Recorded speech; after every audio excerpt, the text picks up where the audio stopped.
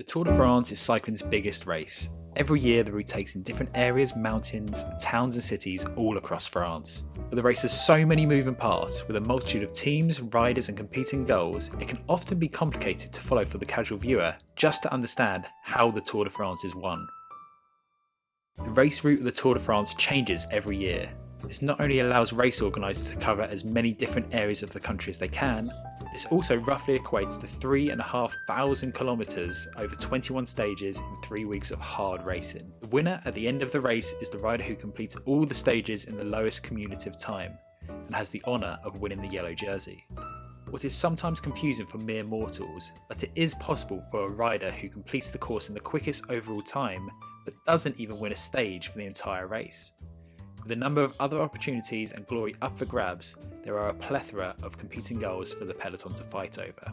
These include a selection of other jerseys that can be won, such as the white jersey, which is the under 25 equivalent of the yellow jersey, the polka dot King of the Mountains jersey, which is based around points given to riders first over mountains over the course of the race, and the green jersey, which is based on intermediate sprint points and individual stage classification finishes. There are also team prizes, which accumulate the 3 fastest finisher times from each team on each stage, with the leading team symbolised with yellow numbers the following day. And lastly, the combativity prize, which race organisers award to the most aggressive and attacking rider of the day. They wear a red number on the following stage. For the Tour de France, each team will select 8 riders. Typically 1 or 2 of these riders will be protected for overall or stage ambitions each day.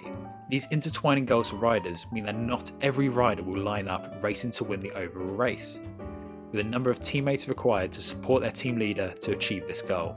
They may be required to ride in the wind, support in the mountains, or help with other duties such as collect bottles or tactics from the team car. The overall race route typically consists of around 21 stages, using a variety of bunch start stages which take in flat, rolling or mountainous terrain. There are also time trial stages against the clock. These can be individual when each rider sets off one at a time from a timed point from A to B, or team time trials where whole teams set off at the same time and the collective time is given to each rider based on the team's finishing time on the 5th rider crossing the finish line. Mountain or time trial stages typically decide the race, none more so than in 2020 when Tadej Pogačar won the penultimate time trial stage atop Planche de Belfi to take the overall win, overturning Primož Roglic's pre-stage lead and his wonky helmet. However, it's key that general classification contenders are on guard during flat stages, as any small gaps in large bunch finishes can prove pivotal later on in the race. If there are crosswinds during these stages, it can lead to massive gaps occurring.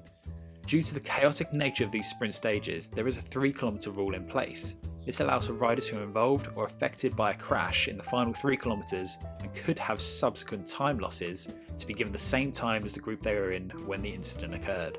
This allows for safer sprinting conditions with a smaller amount of riders fighting to stay at the front of the race. In recent editions of the race, time bonus seconds have been on offer to the top 3 finishers on each stage of 10, 6 and 4 seconds. But these have come and gone from the race over time. It is tradition for the final stage into Paris to be more of a processional ride, with no intention to attack the Maillot Jaune. Once onto the Champs-Élysées, the racing for the stage win is still contested, in what is often dubbed the unofficial Sprinters World Championships. Thank you for watching how the Tour de France is won, and remember to follow us on our social media and subscribe to Cycling Explained.